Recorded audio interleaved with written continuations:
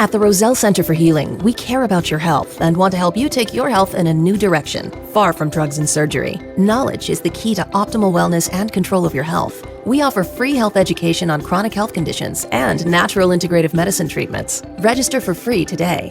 Attend The Gluten Connection on Wednesday, April 6th at 7 p.m. Space is limited, so register today. Call 703-698-7117 or visit rosellecare.com. That's rosellecare.com. The information provided on Dr. Tom Roselle Live by Dr. Tom Roselle, D.C., interview guests, show co-hosts, or substitute hosts is not intended or implied to be a substitute for professional medical advice, diagnosis, or treatment. It is for general information purposes only. Information from this broadcast should not replace the appropriate consultation and examination process by a licensed physician. Always consult your own physician prior to changing any current medical directive or prescription. This is Dr. Tom Roselle Live on 105.9 FM WMAL. Welcome to Dr. Tom Roselle Live. This is Dr. Tom Roselle, and I've got a great program for you today, one that's going to make you stop and think a little bit. Well, I guess I make you do that all the time, and sometimes I get myself into trouble when I'm doing it, but nevertheless, this is something that I want you to think about, so to speak, when it comes to your health. We're going to talk about the body as a computer and what happens in case of any situation that is a malady. What do I mean by that? Your aches and your pains, and I don't feel good, and things that show up later on relative to the end product of ignorance, meaning your cancers and thyroid problems and allergy reactions and irritable bowel and so forth. We've talked about there's only three things that cause anything, and one is, the injury patterns that take place, and injuries can be very impactful, like a car accident. It can be you fell down the staircase and hit your head on something, or hit the floor like I did a couple years ago, or simply something very mild, like you're in the wrong posture pattern. You don't keep yourself in shape. You went to the dentist, and the dentist put a crown or a filling in your mouth, but they didn't get it the right way, meaning that the TMJ, the temporal mandibular joint, was not positioned properly. Subsequently, what happens is the 22 bones that make up your skull don't move in harmony. They don't move in a synchronetic pattern. So we're going to talk about what disrupts the body. If you got to talk to me privately, we're going to talk a little bit about energetics as well, and how we're influenced by everything in our environment, that we're all wavelength. But that's a story for a different time. And, one of these days I'm going to invite you in. We're going to do a program called Ask the Doc. I'm going to invite you into the Roselle Center, or we'll find a place in a hotel room, and we'll just ask questions and answer questions and have some fun doing that one of these days. And, that might be a novel approach to, really getting the message across. But we'll talk about that some other time. We're going to talk about the central computer, the central integrative state of the body. And what we're talking about is how information comes in and then it's disseminated through the rest of the system. We know that, the biochemistry is one of the sides of the triad, the biochemical, bioelectrical side. And what I mean by that, all the things that you put in your body that shouldn't be there, the foods that you eat that, they're kind of quizzical. And, the electrical fields, our iPads and our phones and 5G networks and microwave dishes and all those things. And then the third piece is the mental decision-making process. It's not the brain itself, because the brain is controlled by many different things, but the decision processes, what you decide about anything, your body ultimately decides is true and accepts it, embraces it, and your body kind of moves on with it. But here's what happens. You have this computer, it's called, your head, your brain, and it's divided into many different pieces. There's something called the neocortex. The neocortex is that frontal portion of your brain that allows you cognitive decision-making, right or wrong decisions, but it allows you to discern and make, we'll go back to the word decisions, but they're based on acceptance, right? And all that neocortex is just jammed with data based on experiential fact that's happened, over a period of many years. So when you have input coming into the ocular focus of the body, the eyes themselves, and by the way, even people who don't have vision still perceive wavelength through their eyes. There's many, many stories and studies that people who can't see light still perceive inside their head images. Now, that's a conversation we can have, and and we don't have time to do that today, but we'll just put it out and that happens. So the eyes, regardless, whether it's sighted eyes or other words, receive information on an ongoing basis. You've heard the commercials, I'm blind, so I have 24/7 disconnect of the world. Well, to some extent, in the physical plane, that's true, but not always. So we want to talk about the managing network of how the body works. So we have the brain, and that brain is hooked up to the spinal cord, and the spinal cord has 31 pairs of nerves that come out, and they go to organ systems, and they go to tissue, and they go to muscles, and they go to bone, and so forth.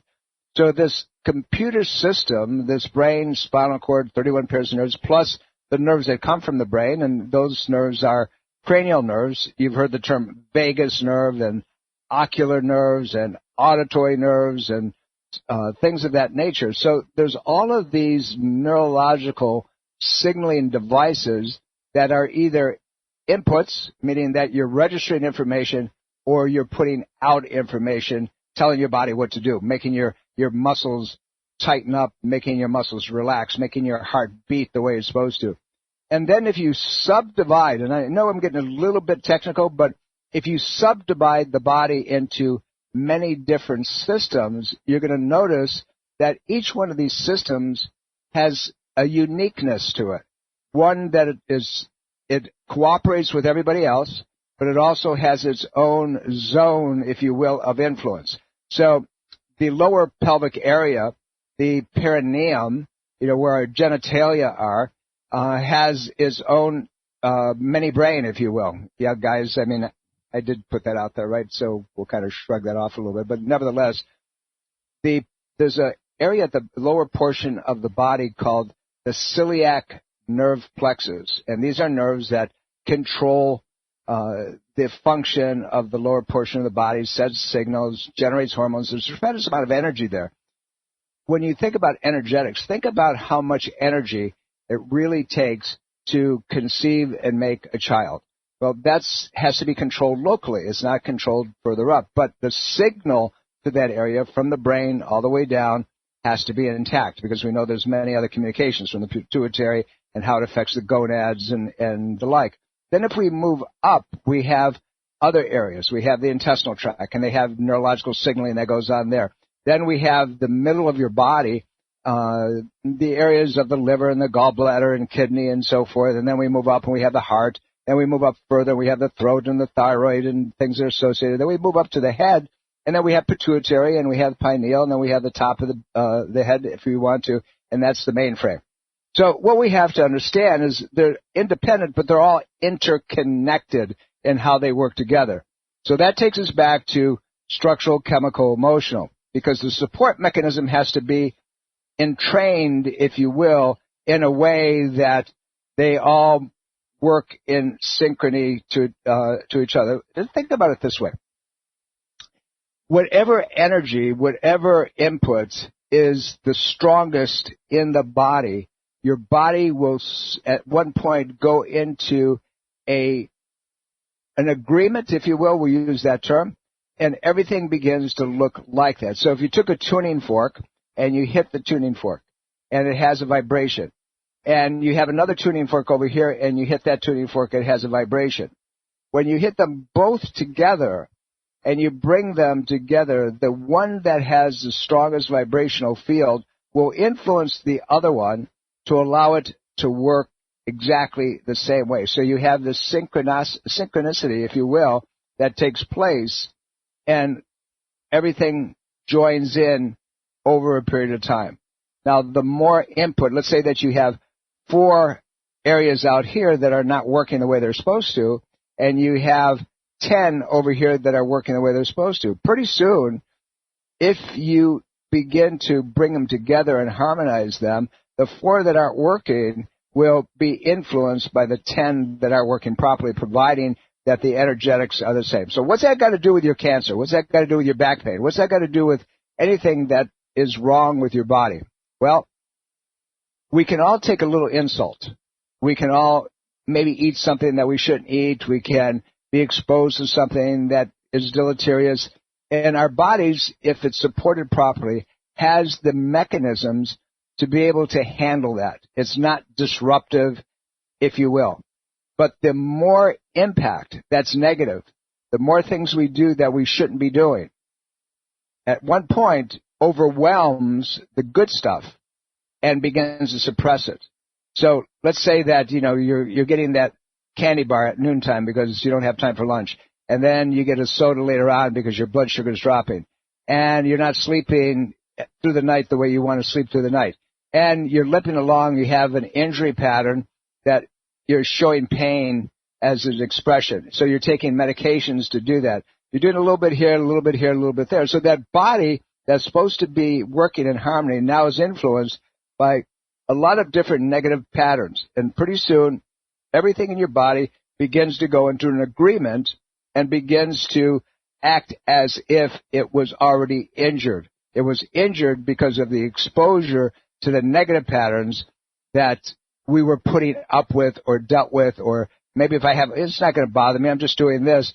But as time goes on, the body gets suppressed. So that's what we're dealing with. We're going to talk about how that happens as we get further into the show. But I want to set the stage for you and let you understand that you are nothing more than the environment, meaning the choices, the decisions, the exposures, the things that we do that influence the rest of you. And at some point, if those influences, those environments, those exposures and so forth are stronger than what you're trying to do to set the stage in a state of well-being or health, guess who wins? It's the negative stuff, even if you're doing a couple things. You go out and try to work out a little bit, you stretch a little bit, but the rest of the week, you're messing it up. You're doing all kinds of bad stuff or things that are hampering the expression of what is good in your body. That's how the body gets sick. It's slow. It's insidious over time. You only use 1.5% of your genetic map. That means that you have 98.5% sitting there dormant that's waiting for your environment to tell it what to do. Isn't that curious? So if you have 98.5% that's just sitting there dormant, think of the possibilities that you have that could recreate who you are, how you express yourself, and perhaps heal from things that you never thought were possible to really turn around and have that type of impact and effect. We're going to talk about that as we go through the program. I want you to understand that you have choices. You have the ability to put that energetic pathway at a higher level that's going to support you so it affects everything else. So you can get away with a little silliness once in a while. Or if you go to the other side, you do things, periodically good, now you're in trouble. We're coming up to a break. You're listening to Dr. Tom Roselle Live. I have a whole lot of stuff for you today. It's one of these days I can't be quiet. I'll be right back after some messages. Dr. Tom Roselle Live continues now on 105.9 FM WMAL. Welcome back, everybody. This is Dr. Tom Roselle. You're listening to Dr. Tom Roselle Live, and it started out with an interesting topic today and kind of repositioning the thought process of that you are influenced by your environment. That's a study that is called Epigenetics. That means that our cellular expression, who we are, is a result of all the influences in our environment, both from an emotional platform, a belief system, biochemistry, bioelectrical, and the things that happen to us physically, both good and bad. So we have to make sure that we understand and appreciate really what's taking place. I said in the beginning of the show that we have this amazing system, this synchrony that takes place from the brain all the way down, the brain, spinal cord, 31 pairs of nerves. They go out and they touch everything, but they communicate, and each section of your body has its own chemistry. Each section of your body has its own neurology. We call it little mini brains, and it begins to signal that system and tell it what to do. Now, it can be disrupted by global influences. We said that you only use about 98.5%, you use only about 1.5% of your DNA, and 98.5% is dormant. It's just sitting there. So if that's the truth, if we're just sitting around with, you used to call it junk DNA, what's it doing there? Well, it's there to heal you. It's there to make you better. It's there to, in the wrong environment, it can take you down as well. So we want to be able to understand, first of all, that you are as I said a week or two ago, I said, you're the cause, you're the cure. You're the cause because you do things that will disrupt that harmonic basis, that integration, that synchrony that takes place in your body. You're the cure because you can re-influence it to resolve itself. The body is very forgiving, providing that you put it into the right platform to be able to optimize itself and to be able to express itself. We've all thought about, I wish I could get out of this situation. Whatever it is, you decide to put the tag on it, whether you have something as serious as a stage 4 cancer, or you have back pain, you have spinal stenosis, you have a common cold, and you keep getting sick on a regular basis. Why is that? Why do those things happen to some people and it doesn't happen to others? Well, there's a reason for it. And we have to look at that mental, emotional state, how we make decisions about our body, the things that we accept as being true. We have to take a look at the next piece. Are there injuries that we're putting up with? Do we limp around and, growing up as a kid, suck it up and deal with it. You're a boy. Or in many households, don't cry. And those emotional pieces lock down inside of us, and they can cause a disruptive disharmony, a bad synchronistic pattern that causes other things to go down if they're there long enough. And then the biochemistry, the bioelectrical pathways. Living in the Washington metropolitan area, we're constantly being influenced not only by our own devices and our own computers and cell phones, but everything else that's out there. You have more global electrical bad influences in this area probably than any place else, unless you're sitting on top of a nuclear facility someplace. I don't know. But in this area, we're constantly being bombarded, so you have to learn the tools.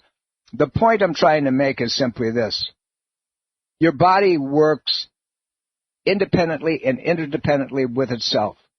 And we have to continue to optimize and control not only the exposures that we have, and we have to deal with the physical platform, meaning this world that we live in, but we all have to deal with the emotional statements that we make in our brain. Think about it for a second. How often do you end up with stinking thinking? Meaning, well, I can't, because I grew up with, I don't have the ability, I wasn't educated, I don't have a degree, I live in a bad area, I come from whatever peasants that you can say, I'm first generation to this country. And I'm the first one who has not only a college degree, but I'm the first one who has a doctoral degree in one generation. Think about that. And when you can take those things, and, I grew up in a Western New York small town that there was a lot of prejudicial elements between the culture I came from and people who were already here. So you can take that and allow yourself to be succumbed and sucked into a very negative place, or you can use it to motivate yourself and look at yourself as being capable and strong. Michael Jordan, for example, when asked why he was so great, he said something very straight up. He said, I expect more of myself than anybody could possibly ask of me. That's amazing, right?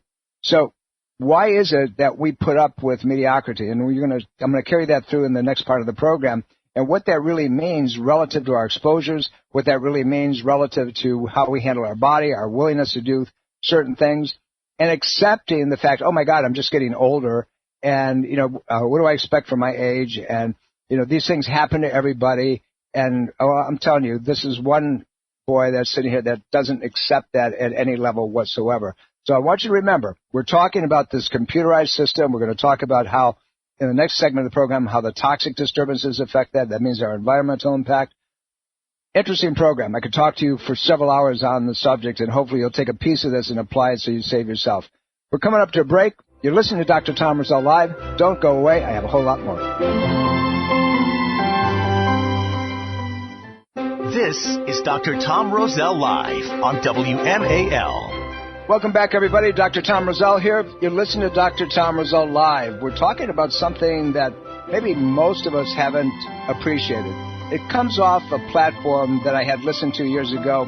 It's called, the 6 Steps to Wellness, and we're kind of dissecting that a little bit and putting together. We're talking about the nervous system, and we're going to talk a little bit about the sources of toxicity, that other side of the triangle, and the things that if we're exposed to and we don't do something about it, and the influences that we're going to take a very defined step down the road that allows the body to express disease, disharmony, dysfunction, pathology at some point.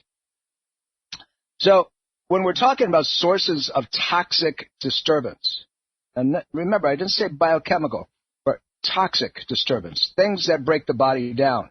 We're talking about physical toxins. We're talking about inherited toxins, things that you bring through genetically or have a predisposition genetically. We're talking about even spiritual toxins. You know, can't leave that out for a lot of people. And the mental, emotional toxins, and we're talking about the external energy platforms that are all around us. They're through us and around us, and they have an impact on that 98.5% of dormant DNA. Remember I said you only use about 1.5% of your DNA? So I want you to think about the disease processes that you have, and even the emotional disruptions that you have, the anxiety patterns and so forth, that we get caught up into a loop and we wonder why we can't get out of them. And after 45 years of practice, I know that there are many different avenues that not only stop the expression of some of these things, but make life a whole lot better. So, you know, the inherited toxins, the miasms, if you want to go to the homeopathic platform, they have to do with genetic disorders in inherited toxins. So things that are passed through. I'll give you an example. One of the most difficult conditions to treat that I've found over the last 45 years is anything that has to do with fungus and yeast infections and so forth. Even you get them under control, the trigger seems to be just under the surface. And you wonder why it happens.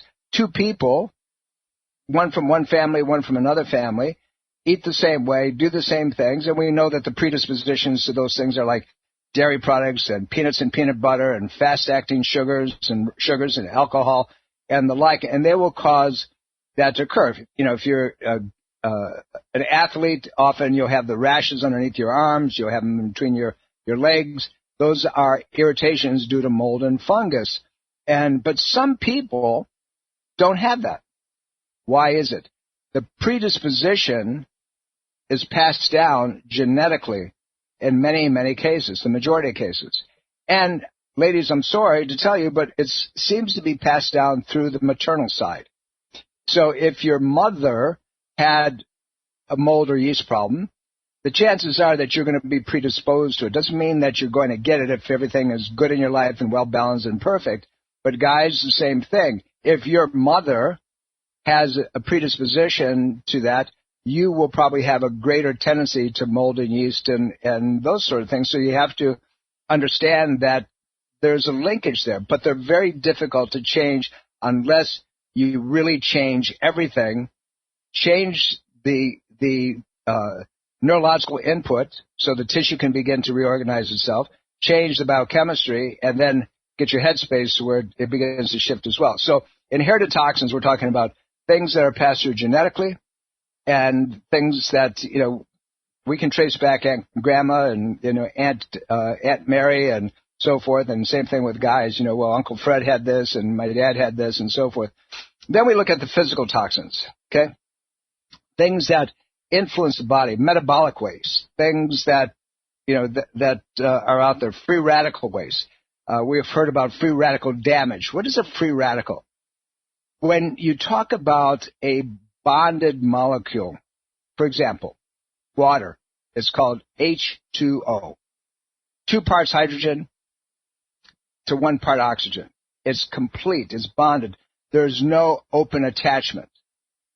When there is an open attachment on that molecule, it wants to link on to something, or on that atom, it wants to link on. It tries to make itself whole and neutral.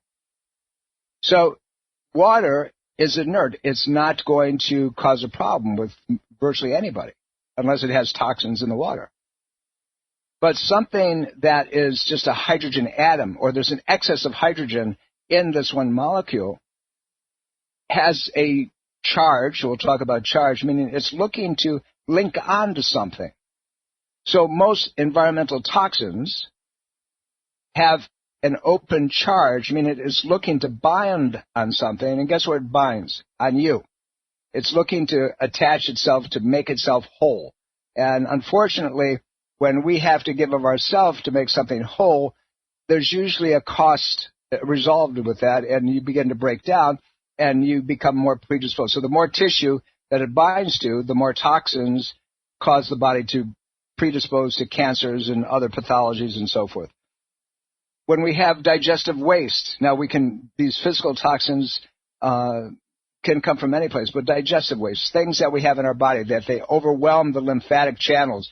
We're eating too much junk. We're not getting enough clean water, fresh water to flush it out. I often tell patients that look at the lymphatic system like a drainage ditch outside. Sometimes rats and other debris and so forth get into it, and it dies, right? And it smells, and it's horrible, and you don't want to walk through any of these drainage channels. But then it gets to rain, and the rain comes very hard and very fast, and it flushes these drainage ditches out. Guess what? They don't smell bad, right? They actually smell pretty good. And you can walk through them, and it's not a big deal. But the body's the same way. If you're allowing things to be stagnant and to accumulate debris and waste and toxin, if you're putting more and more junk in that the body can't get rid of it fast enough, your body is going to stink. Your body, and I mean that figuratively, in some cases literally as well, your body is going to begin to break down. And that's why you smell under your arms and say, oh, what's this all about? Or you smell your own breath and say, oh, my God, anybody comes near me, I'm in trouble. Those are all signals that your body is breaking down. You look at your skin, and your skin is dry and it's peeling, or it has crustaceans on it. Those are also signals of those things. So when we look at good and bad things, we look at biological organisms in the physical world. They come in, the viruses, the bacteria. One of this and one of that is not going to make a problem necessarily, providing that the rest of the body is in synchrony, is working together. However, when we get more and more of these environmental inputs, these natural environmental pollutions, the radio waves that are out there, now we have a problem. Now we begin to break things down. When we look at the external energy platforms of the body, you've heard things about, the geopathic stresses. Those are magnetic forces within the Earth. If you talk to a pilot, he's going to tell you there's north and then there's true north. It's the magnetic heading of the poles of the Earth, and that shifts, by the way. The poles, the North Pole and the South Pole, move about 3 degrees every 100 years. So the electrical fields of the Earth shift in accordance with that. So let's take it to this, everybody's worried about, the environmental heat up. Well, you have a 50-year heat up and a 50-year cool down cycle. Now, there are things that can shift that. There are influences within the interplanetary areas and so forth, but we're not going to get into astrophysics on the program today. But you can shift the Earth magnetic field naturally, or you can put undue influences on it and other types of things. Radiation is an external influence. All the cell towers that we have around us is an external influence. The microwaves, an external influence. Sticking your nose in a computer day in and day out, and your cell phone on top of your head, or your Bluetooth earbuds. I don't wear them because it's too close to my brain. I don't want that influence going into my head. I'll listen to it. I'll turn on my cell phone. I'll wear the old-fashioned bugs that go all the way down, but I'm not putting those Bluetooth into my ear. And then there's EMF scramblers. They're a lot. You can actually go on drtomroselle.com and you go down to the retail spot. There's some really interesting hookups to some great vendors that will give you some vendors or give you some scramblers that work real well. But any kind of frequency disturbers and so forth. Then we get to the mental, emotional side. Okay? Your emotional, physical traumas, things that happened to us over the years. The body remembers all sorts and all forms of trauma. And if something happens to us when we're young, we're abused as a child, we see something horrific that takes place, guys coming back from, war zones, and they suffer tremendous emotional insult because of what they saw took place. They couldn't believe that could happen. All these things, and even things that we're told that are true. if you do this, you're going to end up with this. If you do this, this is what's going to happen. You're going to do this, and this is what's going to take place. The more people that believe that, the more it seems to be true. And there's something called, by the way, a 100th monkey effect, that when you get to a threshold phenomenon of belief, pretty soon everything and everyone else believes the same thing. It's usually about 9% to 10%. Story for a different program, but we can talk about it. This came about from, just so you're aware of it, the moral monkeys were studied in this island off of Japan after World War II. And the scientists watched them and how their behavior patterns were, and it has to do with sweet potatoes and what they ate. But it's a fascinating story, but we won't get into that today. Any type of learned habit, you go over and every day you do the same thing over and over and over and over again. You're living in the same pattern, the same environment, the same condition, the same physiological expression. And until you change that, you can never grow. You can never become better. You can't influence anything else. Because if we do things repetitively, the body only knows the habit. So we have these mental, emotional toxins, if you will, that can be just habitual. On the surface, they don't look bad, but they hold us down. They don't allow us to express. You have to do things differently if you ever have any hope whatsoever of any change taking place in your environment. Remember, you're the cause. You're the cure. So we have to do something differently. You can't, the definition of insanity, right, is doing something over and over again at a much higher level and much more forcefully, expecting something different to occur. Well, it's not, because where you are right now at this moment in time is because of all the processes that you've done up until now. And if you go back and you redo the same process, but you do them more effectively and more efficiently, guess what you're going to get? The same thing over and over and over again. If you bring something into your heart, and whether it's love, whether it's hatred, and so forth, your body expresses that. And so be very careful with the words that you choose to use and how you express them relative to another individual. Be very careful the decision-making that you do. When you look at something, you hear something, begin to ask questions. And first of all, you're going to judge that person based on your history. You're going to judge that situation based on the facts that you've accumulated, your facts, the things that you've accepted as being true, the faith that you embrace. But at the end of the day, is that the same for somebody else? Why is that person not sick? And they do everything that you do, except maybe the way they think. Is their thought process different on an ongoing basis? Is the way they look at the world, and they accept people, and they love people? I sit and I watch people lose their ever-loving minds over silly things. And I've got to the point where I've developed a habit where I laugh or I smile at them, or I get curious why they're doing what they're doing. And I don't let it have an impact. If I notice that it's beginning to impact me, I walk away. I don't judge it. I just know that the feedback going into my body is not where I want it to be, and I've got to disconnect it. We often feel that we have to say things and do things that maybe the underlying why we do them might be appropriate, but the delivery is not. But whatever comes out of our mouth not only influences another human being, but it also influences us as well. So remember, you're the cause, you're the cure. So we're talking about sources of toxic disturbance. We're talking about inherited toxins. We're talking about physical toxins. We're talking about energetic. We're talking about emotional. We're talking about even the spiritual piece. I like to listen.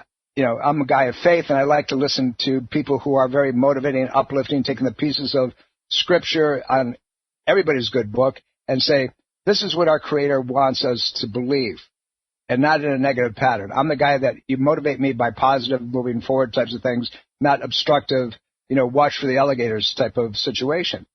So some people are motivated in a negative way. It's not a good thing to stay stuck in that. You have to align it with what you would want in a perfect situation. So begin to do a quality check around you. What are the physical impairments that you're putting up with? What are the emotional impairments that you're putting up with? Are you really trying to put the fuel in? If I gave you a brand new Ferrari, the best of the best, would you go down and put 87 cheap octane in it? I don't think so, but we do it to our body, and it's a heck of a lot more valuable than that Ferrari. So think about the environment. Think about the thought process that you're creating.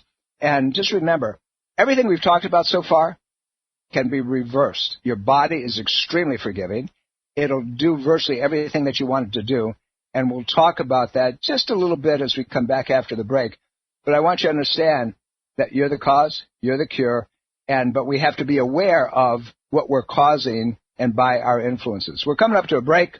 You're listening to Dr. Tom Roselle Live. Don't go away. I have a whole lot more for you. Wish I had about 5 hours, but we only have a few more minutes.